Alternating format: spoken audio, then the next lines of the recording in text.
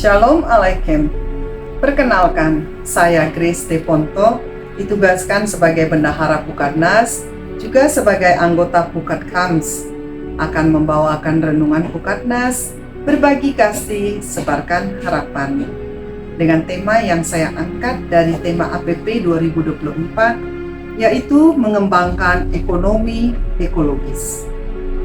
Tema ini melihat dari dua sisi, yaitu ekonomi dan ekologis. Ekonomi berhubungan dengan kesejahteraan keuangan, dan ekologis berhubungan dengan lingkungan alam. Bagaimana kedua sisi ini dapat seiring sejalan, ekonomi berkembang dan ekologi terpelihara. Dari berita-berita di internet maupun di media sosial dan juga data BPS, nampak perkembangan ekonomi negara kita cukup baik, yang diukur dari tingkat pendapatan per kapita, tingkat kemiskinan, tingkat pengangguran, dan seterusnya. Namun, apakah pertumbuhan ekonomi yang optimal ini juga yang terbaik? Bagaimana dengan perkembangan ekologi? Data menunjukkan banyak bencana terjadi. Bencana banjir, kekeringan, kebakaran hutan yang terjadi di berbagai wilayah di Indonesia. Bapak, Ibu, Saudara-saudari, sebagai anggota Pukat yang umumnya mempunyai usaha, apakah kita telah menjalankan bisnis kita sesuai dengan prinsip ekonomi ekologis? Mari kita, Anda dan saya, sama-sama merefleksikannya. Dalam kitab Kejadian, Allah menciptakan langit dan bumi serta isinya, semuanya baik. Allah memberkati semuanya itu. Allah berfirman, "Berkembang biaklah dan bertambah banyaklah." Dan Allah melibatkan manusia dengan memberi kuasanya atas bumi dan segala makhluk hidup. Allah berkata, untuk mengerjakan dan memeliharanya. Kejadian 2:15. Apa yang telah diciptakan Allah kita pelihara. Jelas, kekuasaan yang diberikan Allah bukan kekuasaan yang boleh mengeruk, merusak, dan mencemarkan bumi yang mengakibatkan terjadi bencana alam, dunia semakin panas, sampah makanan berlebihan, penggunaan sumber daya bumi yang berlebihan, penangkapan ikan yang berlebihan, dan seterusnya. Sri Paus menegaskan kembali dalam Laudato Si ayat 93. Tujuan Allah menciptakan alam semesta dan seluruh isinya adalah untuk kesejahteraan bersama. Entah beriman atau tidak, kita sekarang sepakat bahwa bumi pada dasarnya adalah warisan bersama. Buahnya harus menjadi berkat untuk semua. Karena itu, setiap pendekatan ekologis harus meliputi perspektif sosial yang memperhitungkan hak-hak dasar orang miskin. Undang-Undang 1945 pasal 33 ayat 1 menegaskan juga bahwa bumi, air, dan kekayaan alam yang terkandung di dalamnya dikuasai oleh negara dan dipergunakan untuk sebesar-besarnya kemakmuran rakyat secara berkelanjutan. Namun, kenyataan ada segelintir orang menguasai sumber-sumber alam secara berlebihan, sementara yang lain memiliki sedikit, bahkan tidak sama sekali. Bapak, Ibu, Saudara-saudari, mari kita refleksikan harta yang telah kita peroleh, apakah kita gunakan untuk kepentingan diri sendiri? Perumpamaan dalam Injil Lukas bab 12 mengisahkan mengenai orang kaya yang memiliki tanah berlimpah-limpah dan hanya memuaskan jiwanya sendiri dengan berkata, "Jiwaku, engkau memiliki banyak harta tertimbun untuk bertahun-tahun lamanya. Beristirahatlah, makanlah, minumlah, dan bersenang-senanglah." Namun orang kaya itu tidak kaya di hadapan Allah. Allah berkata kepadanya, Hai engkau orang bodoh, pada malam ini juga jiwamu akan diambil darimu. Dan apa yang kau sediakan, untuk siapakah itu nanti?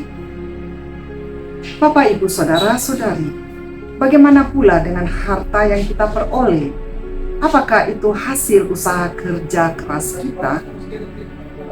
Cerita lain dalam Alkitab Perjanjian Lama 1 Raja 21 mengisahkan Raja Ahab dan istrinya Isabel merampas dan menguasai kebun anggur Nabot.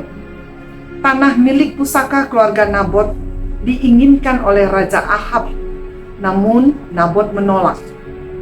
Karena Ahab mempunyai kuasa sebagai raja dan atas campur tangan istrinya Isabel, Nabot difitnah dan dilempari batu sampai mati, sehingga milik pusaka kebun anggur Nabot dapat dirampas dan dikuasai.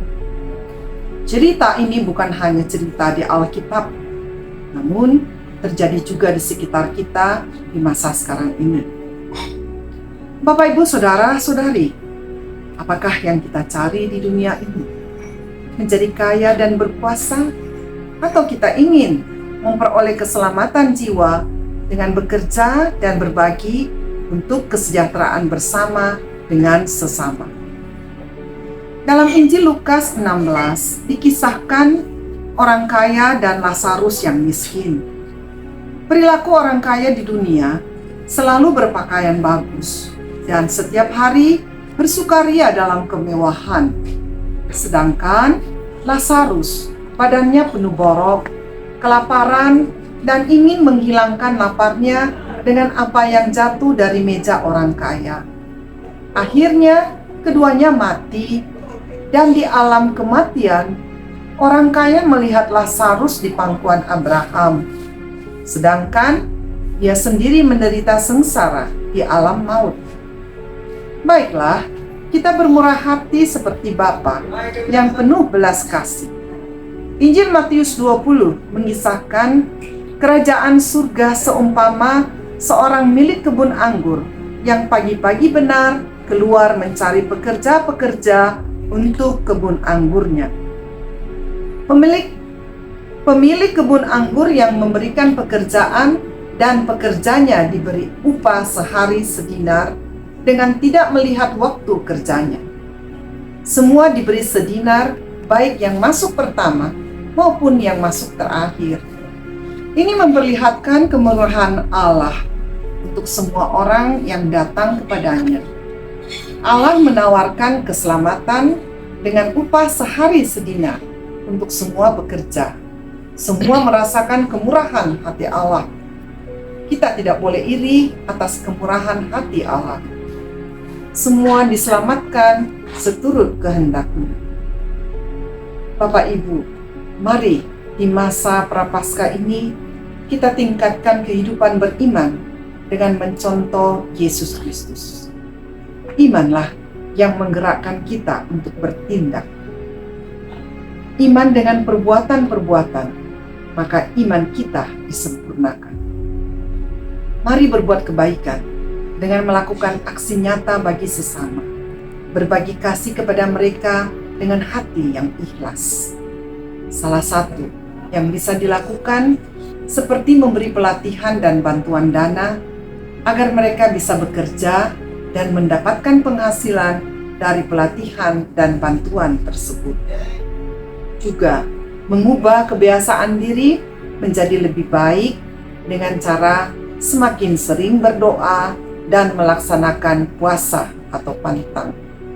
Salah satu tempat berdoa yang baik dikunjungi bersama keluarga yang bernuansa ekologis adalah Pusat Ziarah Keluarga Kudus Nazaret di Toraja.